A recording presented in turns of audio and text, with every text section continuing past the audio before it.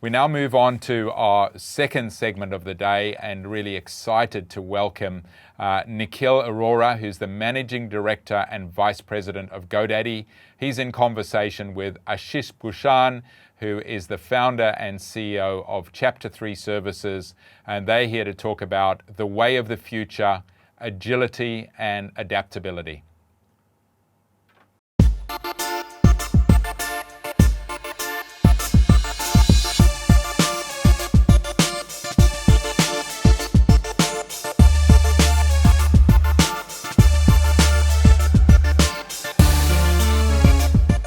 Thanks, Chris.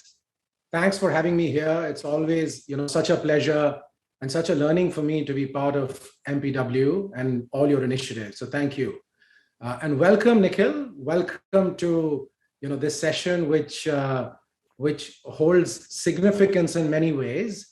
And thank you for being here and, sharing your thoughts and telling us about the subject, which is the way of the future, with a focus on agility and adaptability.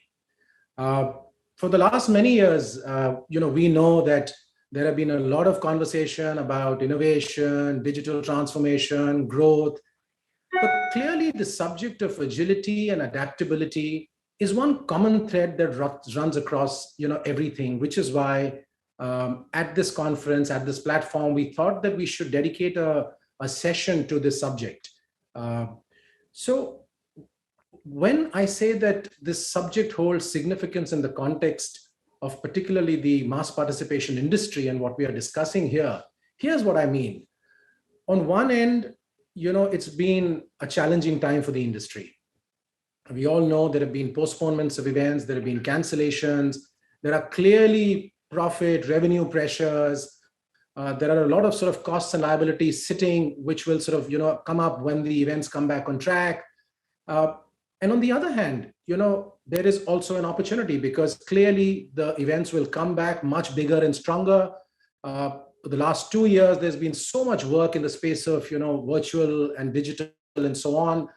But of course, the question stays in terms of, will we see hybrid models emerge, right? And how does this industry define digital transformation? How is it relevant for us? So we'll talk more about that. And of course, we will also talk about your book, Nikhil, which is Subtle Shifts for Radical Change. In fact, as I was thinking about your book in the context of this industry, I was wondering if it is actually more radical shifts for radical change, but more on that, in some time. So I'm going to dive into my first question, Nikhil, to you, which is really about the principles of agility and adaptability. I mean, you've seen large organizations, you've seen, medium, small enterprises, entrepreneurs. How are you seeing the principles of agility, adaptability? Is it common to all? How does it apply to individuals, organizations, industry as a whole? Yeah. First of all, thank you for having me here. It's a pleasure and honor to be, part of this wonderful forum, and looking forward to the dialogue. Just thinking about the current times, right? And when you think about the concept of agility, as we are seeing so much change happening right now, right? The only thing which helps us navigate this change effectively is essentially agility. And, agility essentially, in a very, I would say, simple way, is the ability to be flexible, is the ability to be able to deal with uncertainty, is the ability to deal with, limited amount of data, but a lot of intuition which goes behind it, right? And to really step back and think, as an organization, when we say, okay, how do we help set up an organization to be successful? And what are the principles we should put in for agility, right? Number one, I think, having prioritizing strong teams over dominant individuals. And what I mean is that, you want to have a team of superstars.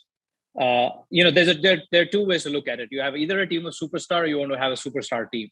And you always want a superstar team because what happens is that if you have a team of superstars and they're not gelling as a team and they're not applying agile principles, you can have the best individual kind of performers out there, but they're not moving fast. They're not moving in an agile way, right? So having as a leader, making sure that you're putting preference over stronger teams versus just individuals, who are looking for glory, right? Second is, I think, conducting regular, frequent sessions with the team has become an imperative, because the way we are getting data now, right, as we're going through these uncertain times, is the recency frequency principle. Yesterday's data is more relevant than the day before's data, right? This wasn't the case maybe pre-pandemic. Data was more predictable, data was more consistent. Now there's a lot of inconsistency, there's a lot of new information coming, right? So holding regular planning sessions, putting all the facts and the numbers together with your team, and then really empowering the individuals, people who are closer to the ground, to take those decisions, helps the principles of Agile move forward. In addition, I think establishing transparency, open communication, because with this, these changes happening, there's a lot of challenging viewpoints coming and a lot of different viewpoints coming. So the ability for a leader to create an environment of agility where each view is, we are able to challenge each other in a much more transparent and honest and constructive way has become a lot more imperative now than before. And then lastly, rapid decision making, right? Experimentation. I think we don't have much time to really now ponder on different scenarios. We have to move on action, right? So unlike the past where you had the luxury of sitting back and maybe assessing, the risks and the pros and cons of various scenarios, right now, no action is a very bad thing to do. So having, creating this culture of rapid experimentation, rapid decision making, encouraging failure, because in these agile environment, maybe we'll fail more than we'll succeed, but that's the way the world is right now, right? So so those are some of the principles I'll define, and to wrap it up, I think you want to integrate emerging and next gen technology around the principle of agility, because now you do have a lot of tools and a lot of, I would say, digital tools we'll talk about later, which gives you the ability to really bring all these things together about getting teams together, having these, kind of transparency principles and doing rapid experimentation. And what about purpose? I know you've often spoken about, the way of the future is really going to be about purpose-driven organizations. The pandemic and all the impact that we've seen around us, some of those, pieces may have got questioned, right? So how do you see the role of purpose for organizations to sort of, be agile and to adapt to the changing environment? So one of my favorite lines I talk about is, you have to be missionary first and mercenary next. And what essentially means is that, missionary people are people who wake up in the morning and they have a purpose. And so should be the business be, right? If you're a missionary, you can always become a mercenary. But if you're a mercenary, you can never become a missionary. Essentially, being a purpose-driven organization doesn't mean you're not, you're a not-for-profit. You are actually just, creating an organization where you have a higher purpose and really bringing the whole, the entire organization together. Because when you think of it, when we work at a place, right, it's not like we wake up in the morning and say, oh my God, I'm going to make more money today for the company, and that's going to excite you. Maybe it'll excite you for a week, a month, maybe a few months, then it'll wane out, right? But versus you wake up in the morning and say, oh my God, I'm changing lives of people in whatever way, in whatever industry you are in. That's something super powerful. You wake up in the morning and you say, yeah, I love this company because this is what they're doing. They're transforming lives in some form of structure, right? So creating that purpose, and as a leader, making sure that purpose gets evangelized in the organization becomes the DNA of the organizations, right? Because when you're going through dark moments, like now, it's the purpose which helps you kind of navigate through this dark tunnel and wake up in the morning. And in COVID times, I think the purpose has taken a special meaning.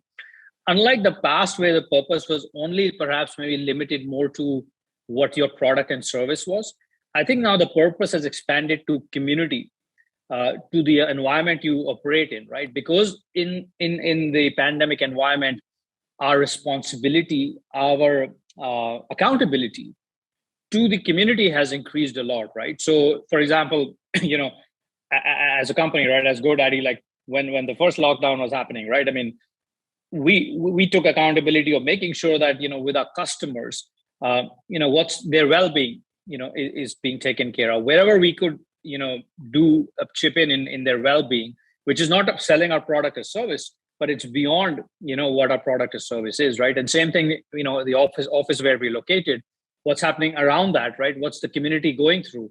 What can we provide, whether it's CSR efforts or whether it's fundraising efforts or anything and everything there, right? So I think the definition of purpose is now expanded from not only what your business purpose is, but also a community purpose.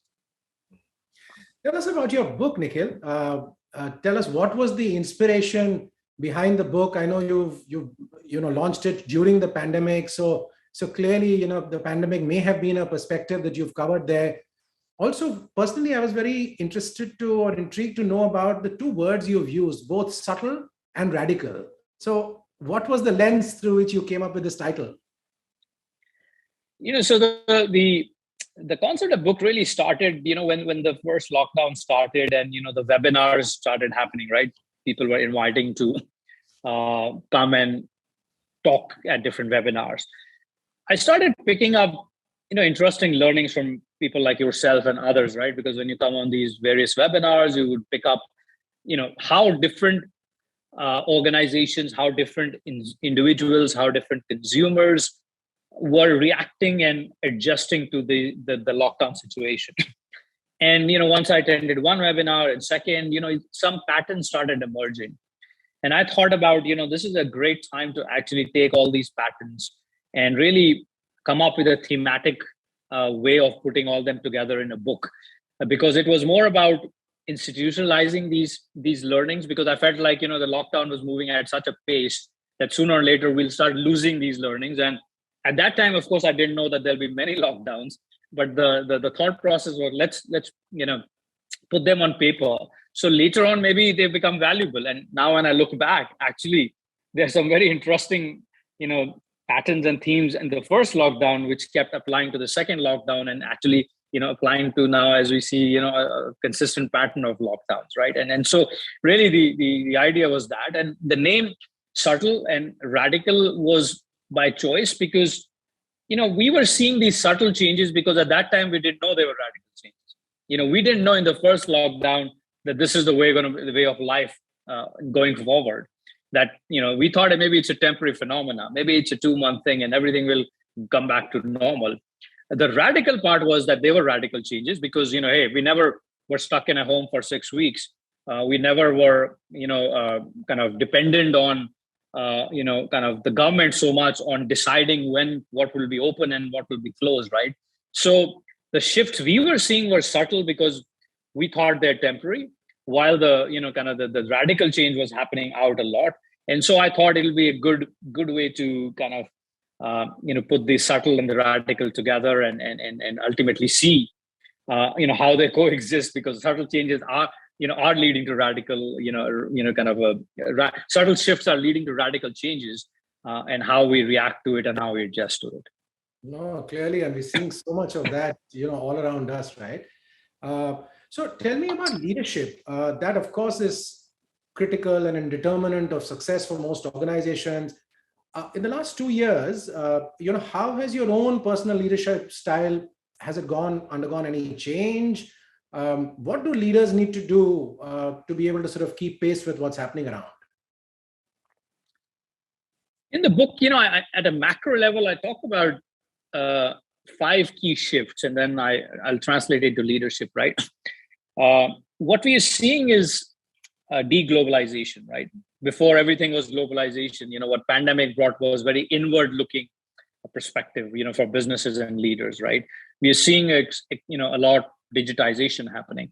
We're seeing a lot of emphasis on public-private partnership. We're seeing the role of government really increasing a lot, and the emphasis on healthcare and well-being, right?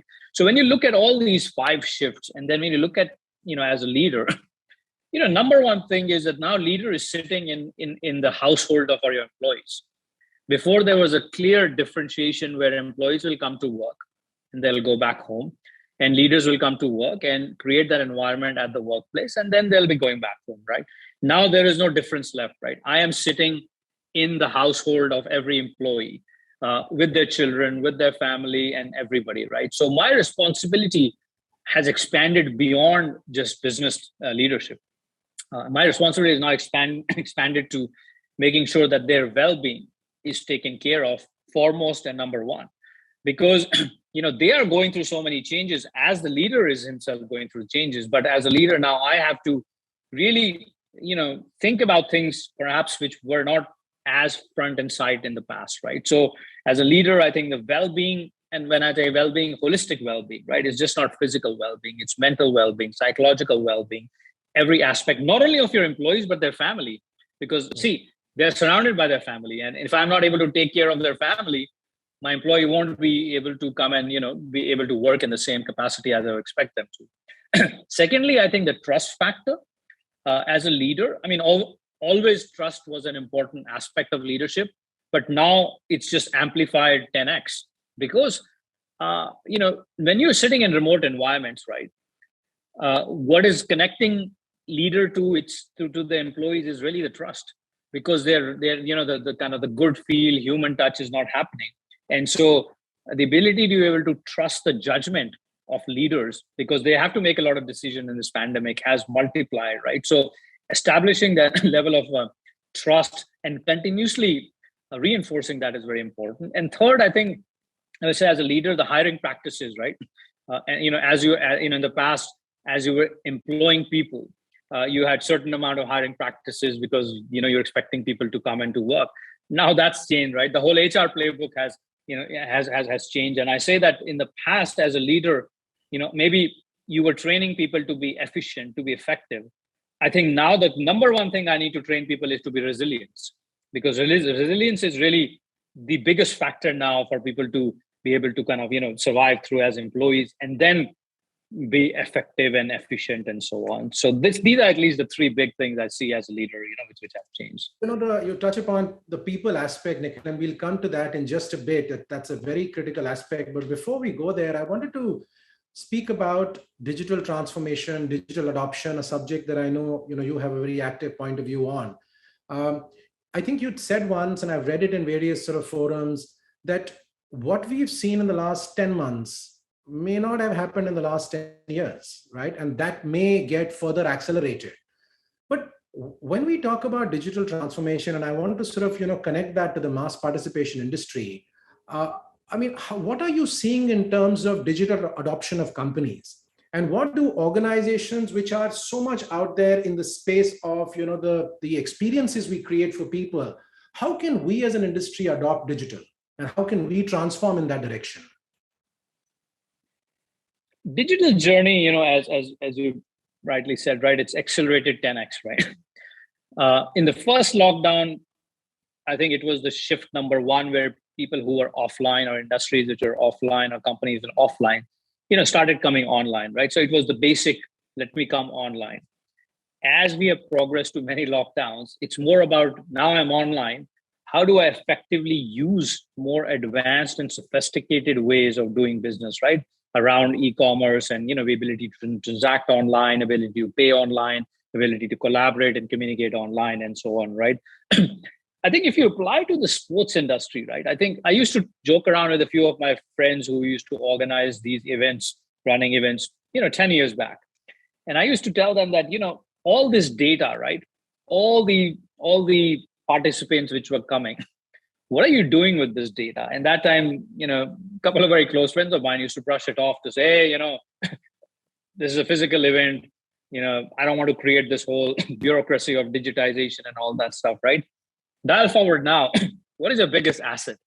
It is the data of people. And when I say data, not in a monetizable way, but ability to help and connect. And so as a sports industry, right, I think we have a wonderful opportunity now to engage with people like never before. While there's a shadow of not being able to do physical events, but there's this opportunity to be able to engage people around the world, around the country, wherever we want, if we have the right, tools and technology to be able to, understand where, which part of the country are they living with, what do they like, whether it's running, whether it's swimming, whether it's biking, what kind of events do they do, what triggers their highs and what triggers their low, and so on, right? So fan engagement, sports engagement, family engagement, I think overall has suddenly, become a big opportunity. I think creating digital communities, loyalty programs, really, in the past were very, I would say offline kind of thing, right? You would give somebody a goodie bag, you'll get something this time, right? Now, there's a real opportunity through digital transformation to be able to have that stickiness and be able to talk to them. But you can only talk to them if you know about them. What triggers them, what excites them, what is their passion in that event, right? And it's just not about running or biking. It's more about what do they look for, right? I mean, are they doing these events for fun? Are they doing the event for certain personal milestones? Are they doing this really at a professional basis and so on, right? So so I think as we look at the industry per se, I think it's a great opportunity. And then one feedback I have from the industry is that, I keep hearing people saying, oh, we'll get back to the physical event soon, right? I think we should plan that the life would be like this. It'll be start and stop and start and stop. And maybe it will never come back to the old ways. So it'll be always these hybrid ways of doing things. We may have to organize these digital, events and digital way. But to do that, I think investing in the right digital knowledge and tools and techniques is very important, right? Because you are now sitting in your house and running an event with 50,000 people or 20,000 people or 10,000 people around the country. And it needs investment in digitization. So make sure that you're investing with the right talent, with the right advice, and with the right tools. Again, just on the point of hybrid, because that is a real question that, the industry at multiple levels is attempting to answer in terms of how much physical will be back, how much digital. Is there a formula that is there in terms of how one needs to go forward with regard to this digitization? Because clearly, like you said, data is one aspect. Experience is extremely crucial for the industry. And of course, these are very purpose-led, businesses, very clearly articulated purposes in terms of, wellness, societal impact, and things like that. I'm just asking if, is there a formula, a guideline that, the industry can operate with as they accelerate on the whole digital front? Yeah, so I don't think there's a specific formula, but there's some guiding principles, one can look at, right? So I think if you look at workplace, right, I think the hybrid model is here to stay. I don't think we'll ever come back to the world it was where, maybe some industries may, but majority of them will always be hybrid, right? Whether people come in once a week to the office or twice a week to the office or whatever the formula. But in some sense, it will be like that, right? Because now the behavior of employees have changed and they have, even people have moved away from their offices because they feel like, we could work in a productive and efficient way. I think what's important is to, create the ability to, through tools and processes, to be able to work effectively and work, in a collaborative way, right? So that's where the formula is about investing in the right collaboration tools and right productivity tools, so employees are able to, engage with each other. Secondly, I think when you look at skill set, I feel like now your traditional skill sets are going to be valuable, but you need to have new skill sets, right? About ability to be dealing with uncertainty, ability to have the discovery-driven approach, right? Ability to be able to have a higher degree of uncertainty and higher degree of appetite for failure. So employees who are going to be more aligned to these guiding principles will probably be more successful and more beneficial for the organizations, right? Versus more, I would say, certain environment we had in the past, right? And then I think lastly, gig economy. I think contract employees will increase a lot. A lot of companies, as you're seeing, are moving away from a large workforce to say, okay, I'm going to hire people for certain skills as and when I need it. Now, not a great thing to be, as an employee, because sometimes that may result in a job loss. But I think that also gives an opportunity to develop multiple skill sets, because now companies will look for more like a project-oriented approach to say, okay, I'm going to get this thing happening, so I need these kind of people. I'm going to have this thing happening. So the ability to think about yourself as a gig economy employee, right? That you'll be hired as a freelancer a lot and not as an employee, right? So if you start thinking like that, I think you'll be more set up for success. But I often wonder if this whole subject of agility, adaptability sometimes can be a double-edged sword. if I just speak about the mass participation industry, clearly, there are large players, there are medium-sized players, there are multiple, very large number of, small organizations. Now, when it specifically comes to small and medium enterprises, Nikhil, on one end, I think they are structured in a manner where they are empowered to take decisions, they can quickly turn around, etc. And that's one aspect, right? So how to be agile, adaptable. But on the other hand, these organizations may not necessarily have the resources to back it up. So what should such small companies, medium-sized companies do to make agility, adaptability happen in their enterprises? Yeah, so I think it's true that obviously the small businesses don't have the level of resources the large companies have. But one of the things I talked about in the book also was this is an opportunity where everybody is at a beginner's mindset.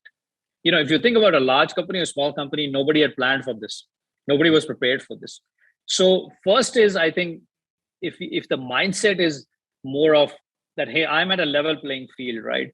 Where I talk about in the book, everybody is like first year of college because nobody knows anything, right? Whether you're a big company or small company.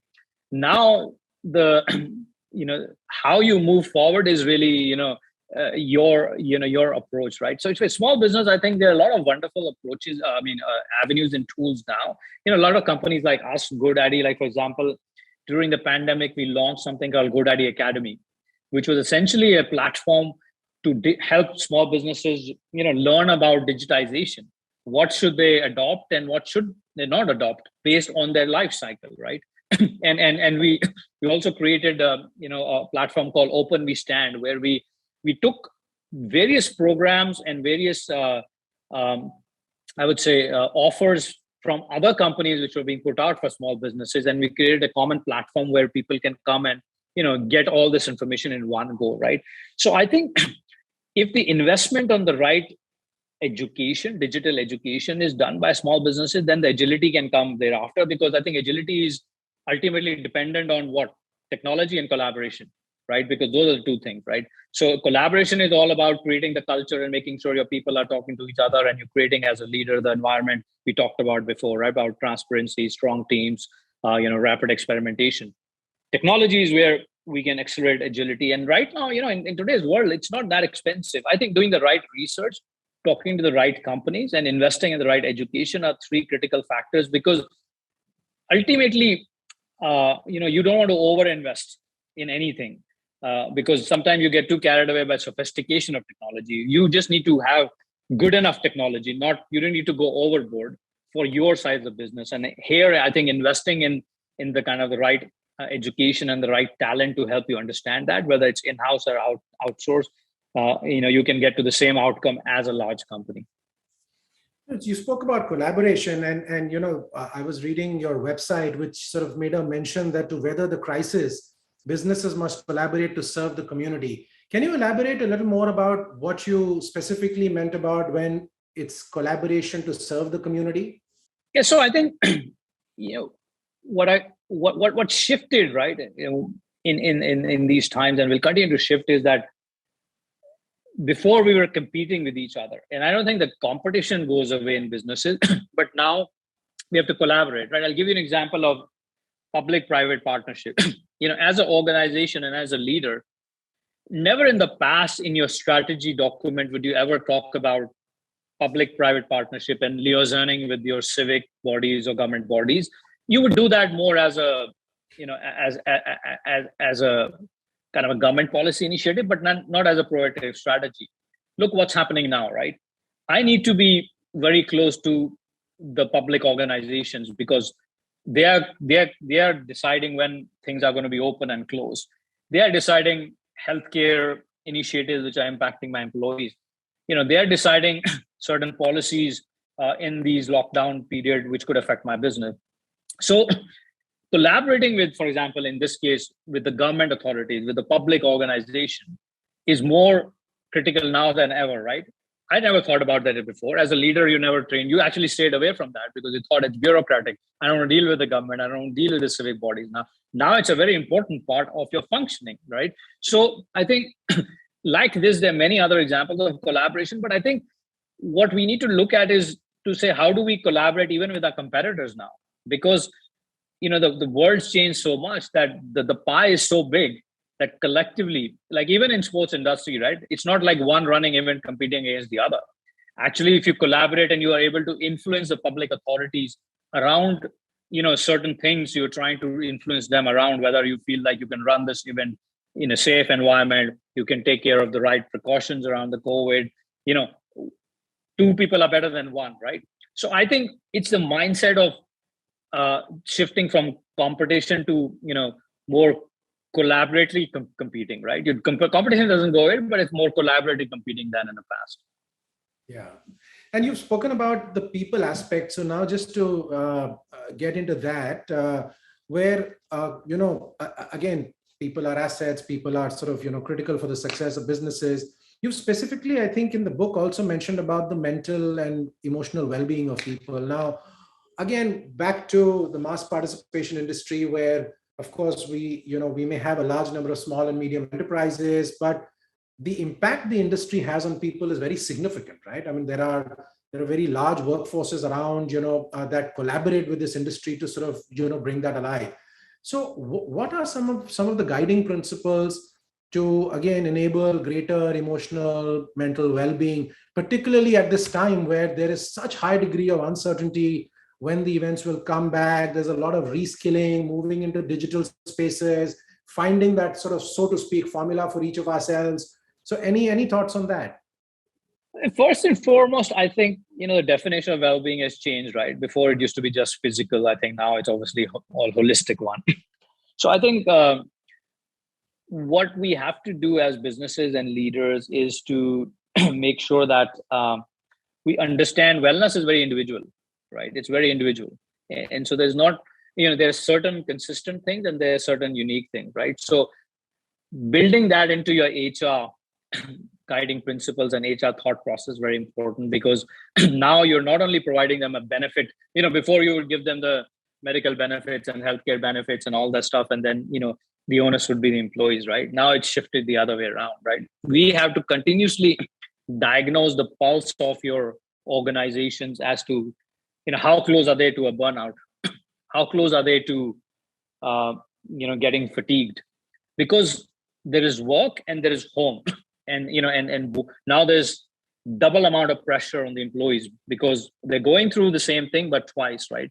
With this pandemic and lockdown, right? So having good amount of diagnostic tools to be able to assess different stages of your employees as to where they are and catch them early, because then you're able to, address them rather than, getting them, to a stage where it becomes at a point where they have to take a leave or, they have to kind of, check out, right? In that sense. I think as leaders, the human intelligence has become more, right? There's technology and then human intelligence, which means that you have to continuously interact and do a lot more sessions with your employees to get the pulse of it, right? And for example, like you have to reduce the number of long meetings you have to do, because that reduces the burden. You can have shorter meetings. You can have more impromptu, kind of informal catch-ups with the employees. Maybe it's not just about any subject. It's just about picking up the phone and asking how you're doing and how your kid's doing, and how what can you do to help in their personal life. And as I mentioned before, you're actually involved in their family now, in their personal life. So how do you continuously get more and more embedded with your employees' environment, the place they live, the circumstances they are in? Because ultimately wellness can only help them if you know the whole circumstances, right? So I think getting involved with your employees' life, using the right diagnostic tools, making sure the HR policies and tools and whole playbook is rewritten are three things I would say, are very important in this aspect. So let's move from people to person, Nikhil, the person in front of us. I think this conversation would be incomplete if we don't speak about your personal passion for fitness and sport and wellness. So, you've, just for the benefit of the audience, you've completed 30 full and half marathons, right? You've done 4 triathlons, and I have to look through my notes to see the long list of things that you've really done. You've completed the world's largest running relay race in Portland. the Ironman 70.3 and participate in X Warrior and Devil Circuit. So now, you've spoken about your professional corporate passion and all the things you're driving and leading there. Tell us again at a personal level, really what inspires you to do all of this, and any learnings that you have that may be relevant for us as a group? So I think, like running for me started like for many people, it was just a way to kind of feel good about yourself physically and mentally. And then, it became a kind of DNA of your own kind of survival, right? I think, so number one, I think there's a lot of similarities between, all these wonderful events and what you do in life, right? And work, right?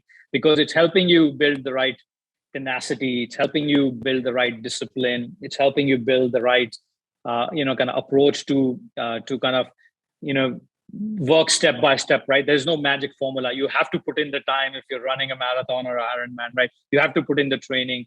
You have to sometimes work in teams when you're training for a long run. Sometimes you have to go alone because that's how it is, right? And then also you get injuries, and so you have to learn with disappointment. And sometimes you train so hard and 2 weeks before you get an injury, right? So for me, all this started as a hobby, and now it becomes so much applicable to what you do in work, because there's sports and fitness and this entire industry is such a big gift, right? Because when you're down and out, right, you go out and do any of these small things, it really uplifts you and takes you back into work and gives you the confidence and so on, right? So for me, it continuously pushes you to believe in yourself, because every kilometer you complete in a run is a belief of confidence you have in yourself, and you take it back to work, because it's like in the work also, right? It's one milestone of the other, right? So I think I'll encourage everybody, right? It's not about long marathons, small marathons, or half marathon or full marathon. It's about just keep doing something, because I think sports is the biggest gift to mankind, I believe, because it teaches you success, teaches you failure, and teaches you the value of hard work. Clearly, I need to do a lot more, getting inspired from what you are doing. So thanks for sharing that, Nikhil. In conclusion, any final any top 3 or 4 takeaways that you want to leave behind with the group here? Again, the entire industry of mass participation. You've covered a lot in the session, but just any top 3 or 4 takeaways? Yeah, so I would say number one, I think look at digital transformation. Make sure you assess first where you are, what you need, and don't overinvest, but don't underinvest, because this is a wonderful opportunity to take digitization and take your business, especially in this industry, to the next level. Continue to focus, not just from physical well-being to holistic wellness for your employees, because employees are your biggest asset. So make sure you're taking care of them. And then, create this culture of diversity and inclusion now more so than ever before, because we have this wonderful opportunity now that we can hire anybody from any part of the country. We can improve the women participation rate in employment right now, right? In the country, it's only 20%. We can double it, right? So I would say these are the 3 big ones, right? Digital transformation, focus on holistic wellness, and really creating a culture of diversity and inclusion, as we look forward. Well, great, Nikhil, thank you. That brings us to the close of this session. Thank you for sharing all your thoughts. All the very best for the success of your book and for GoDaddy and for you personally. And look forward to having more such conversations in the future with you. Wonderful, Ashish. Thank you for hosting me, and it's been a pleasure talking to you. Well, it's hard to know where to even start unpacking that. What an incredibly powerful 40-odd minutes there. Thank you so much, Nikhil. So many amazing insights and practical takeaways, and a huge thanks to Ashish, clearly hugely researched and prepared for there. I had so many amazing takeaways. The first thing I'm going to do is get my Kindle out and buy a copy of Subtle Shifts of Radical Change. Clearly there's some wonderful insights in there. He started with the 5 key areas: strong teams versus dominant teams. strong teams versus dominant individuals. So this whole concept of it's amazing to have someone who's got great skills, but if they're destabilizing a team as we move forward now in terms of having to be agile and adaptable, we need to have a strong team with a strong mentality. Regular engagement with these, diverse work teams working from home. We need to engage with our employees regularly. Transparency of leadership. We're not seeing so much engagement in the offices. How are we being transparent in those virtual spaces? And a number of these I think are so relevant already to the mass participation industry. The one that really struck me, rapid decision making. We're going to make mistakes, learn from them. We're in an industry that has to make rapid decisions. You're in the middle of a race, you've got a storm coming, you've got a medical situation. We are already well equipped in this industry to make rapid decisions. And then he came and he said, wrap that all around with emerging and next generation technology. I love this comment. Obviously he led into purpose, and we've spoken about purpose already, and clearly again mass participation so well positioned around purpose. Missionary first, mercenary next. You can't do them the other way around. Missionary first, mercenary next. He touched on some of the key things that are happening: deglobalization, the private partnerships, private PPPs, collaboration between private enterprise and government, the huge role of government. Governments have never been more powerful in terms of telling us what to do on a day-to-day basis, and the emphasis on health and wellness. So again, something that is so central to our industry, the ability to deliver health and wellness. And he emphasized so often that this is not about physical wellness, this is about holistic wellness. The whole mental health issues that we're dealing with, the opportunity to engage and the importance of engaging with your staff and team to ensure their holistic health and wellness. The term he coined was, you are the leader in the household, referring to the leaders of businesses. You're not just the leader in the office, you're engaging with people, you're seeing people at home. You need to check in with them. What's impacting them in the home and what's impacting them in their work role, they've become completely intertwined. A really important one, again, I believe our industry is full of resilience. We work long hours, we have to deal with a huge amount of change. Resilience is more important than efficient and effective. Think about that again. Resilience is more important than efficient and effective. And then he moved on a little bit and he asked the question, and I think it's an important question that we've been asking for a while. What are we as an industry doing with our data? What are we as an industry, not individually as events, but we have this amazing amount of data. Are we really using it, and how can we use it?